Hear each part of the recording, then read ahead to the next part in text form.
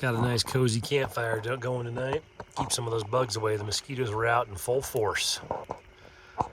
Just got done with a day at the office, so to speak. Hit the local gym, working on the back and bis or the chest and tris. I don't remember what I did, just some functional fitness stuff. Cooked up some meat as usual. Usually I'm in bed by about 10 o'clock. Do a little reading, call it a night.